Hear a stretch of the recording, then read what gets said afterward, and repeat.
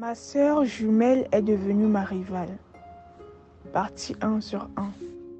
Je m'appelle Suzanne. Je suis d'origine congolaise et je suis âgée de 25 ans. Je suis jumelle et ma sœur s'appelle Marianne. Pour nous différencier physiquement, c'est simple. J'ai de longs cheveux contrairement à elle et en plus de cela, elle a un tatouage au niveau de la cheville. Nos parents nous ont toujours considérés pareillement et aucune distinction n'a été faite entre nous, bien que nous soyons un peu différentes. Je suis une fille assez sage qui ne se laisse pas embobiner par des choses mondaines comme l'alcool, le sexe hors mariage et les boîtes de nuit car j'ai la crainte de Dieu. Marianne, quant à elle, est plutôt séduite par toutes ces choses et elle est très facile à manipuler. Tout ceci a commencé depuis le bas âge. Je me souviens qu'à l'époque, quand nous étions gamines, ma relation avec elle ne se passait pas bien. Elle était toujours jalouse de moi et lorsque maman nous donnait des cadeaux, elle m'enviait et en même temps, elle voulait tout pour elle seule. Après mon baccalauréat, j'ai eu une bourse d'études pour le Canada et j'y suis allée pour rester pendant quelques années. Et lorsque le temps me permettait, je cherchais à avoir des nouvelles de ma famille, soit par appel vidéo, soit par audio, mais Marianne était très rare. J'avais à peine de ses nouvelles. Elle refusait de me parler et je ne savais pas pour quelle raison. Quelque temps après, j'ai décidé de retourner au pays pour voir ma famille. Mais avant, je suis allée faire des magasins pour prendre certaines choses pour mes parents, ainsi que pour ma sœur, et prendre ce qui pouvait lui faire plaisir comme quelques vêtements et un nouveau téléphone car après tout, je l'aime. 2 jours après, j'ai pris le vol pour le Congo et je suis arrivée dans la nuit. Maman et papa étaient très contents de me revoir. Mais depuis mon arrivée, je n'ai pas vu Marianne et maman m'a fait comprendre que Marianne est devenue vagabonde, qu'elle rentre alors qu'elle veut et quand elle veut. J'avoue que j'étais très déçue. Je ne savais pas pour quelle raison elle le faisait, mais je voulais que ma présence change tout. Les parents sont allés se coucher et moi je suis restée éveillée pour attendre Marianne parce que je m'inquiétais énormément pour elle. Près de 30 minutes plus tard, j'ai entendu la porte s'ouvrir et c'était elle. Elle était bourrée. Je suis donc allée vers elle pour l'attraper et savoir ce qui n'allait pas. Tout ce qu'elle a pu me dire, c'est qu'elle ne sait pas ce que je fais ici, que je la laisse tranquille car elle veut se reposer. Je n'ai pas eu d'autre choix que de la raccompagner jusqu'à sa chambre et l'amener se mouiller un peu avant qu'elle ne parte dormir. Je l'ai aidée à prendre son bain et par simple coïncidence, j'ai dormi avec elle. Le lendemain, à son réveil, j'ai décidé de lui parler et savoir ce qui n'allait pas, mais elle m'a fait comprendre que tout va bien, qu'elle est une grande fille maintenant et qu'elle sait ce qu'elle fait. Je n'ai pas voulu parler car j'évitais les disputes. Je suis allée prendre les sacs de cadeaux que j'avais réservés pour elle et je lui ai donné. Elle était tellement contente et ça m'a fait plaisir de la voir ainsi, car mon but, en plus de lui faire plaisir, était d'arranger nos différends. Au fil du temps, notre relation se passait bien. Elle me montrait son amour. En fait, c'est ce que je croyais jusqu'à ce que quelque chose d'inacceptable se produise. Un jour, alors que je rentrais des courses pour la maison, j'ai fait la rencontre d'un jeune homme au nom de Arnold.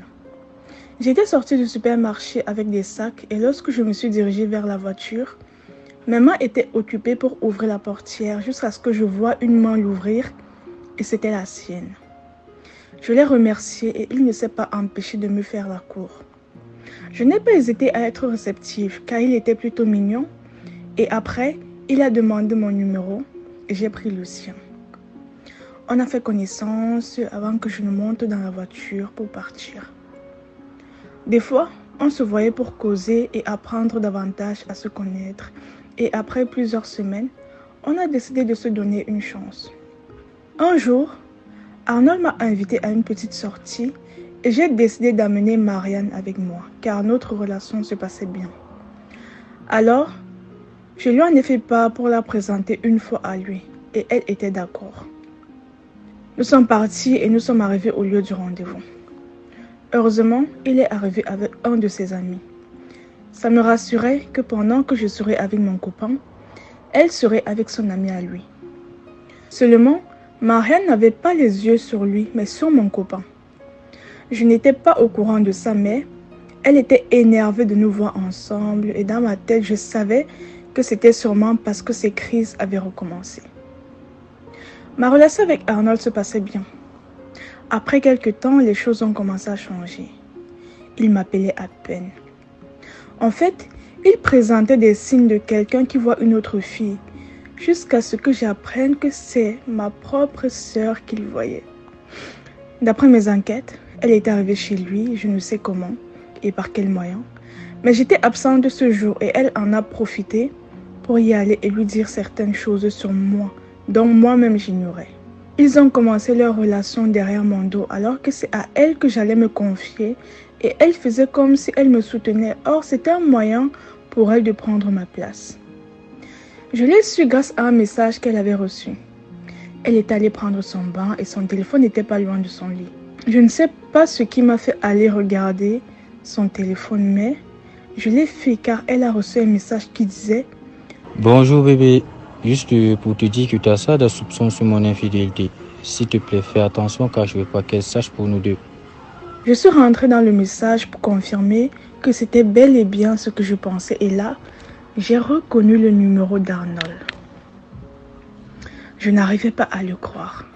J'étais tellement en colère que j'ai décidé de l'affronter. Elle est sortie de la douche et je l'ai remise à sa place. Mais à ma grande surprise, elle n'avait même pas froid aux yeux. Elle me l'a avoué sans avoir peur de ce que j'allais ressentir. J'ai fondu en larmes et j'ai enfin compris que ma soeur ne m'aime pas et me jalouse. Elle avait réussi à me le prendre, car j'étais allée voir Arnold qui n'a même pas cherché à se faire pardonner. J'ai pris la décision de les laisser en paix. Je n'adressais plus la parole à ma soeur et je ne voulais pas en parler aux parents car je voulais éviter les problèmes. J'ai pris un petit appartement pour y rester parce que je ne voulais plus voir ma soeur. Alors que je me dirigeais vers la voiture pour sortir, Arnold est arrivé. Surprise, je lui ai demandé ce qu'il fait là. Il n'avait pas les mots.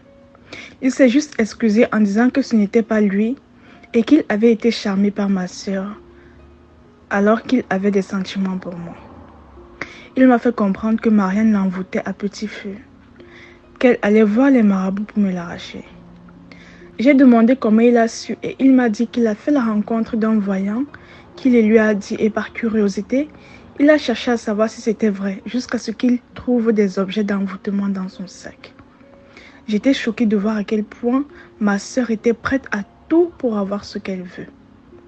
Depuis ce jour, Arnold et moi, on a repris notre relation et on a décidé de prier sur lui pour qu'il ne soit plus exposé à ce genre de choses. J'avais compris que je devais rester loin de Marianne et vivre ma vie sans qu'elle ne soit au courant. Un soir, alors que j'allais me coucher, un bandit m'a rendu visite pour en finir avec moi. Mais Dieu merci, Arnold est arrivé et l'a pris en flagrant délit. On a appelé la police qui est directement venue l'arrêter et plus tard, il a avoué avoir été envoyé par ma soeur jumelle. Cela m'a fait terriblement mal, mais j'en avais marre. Elle devait répondre de ses actes alors.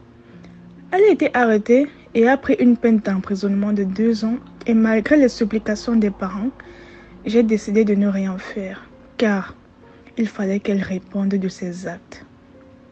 Je ne voulais pas que cela en arrive là.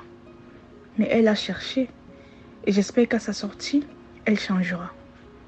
Je m'appelle Suzanne et voici mon histoire. Merci de vous abonner et surtout, activez la cloche de notification pour ne rater aucune vidéo. Merci.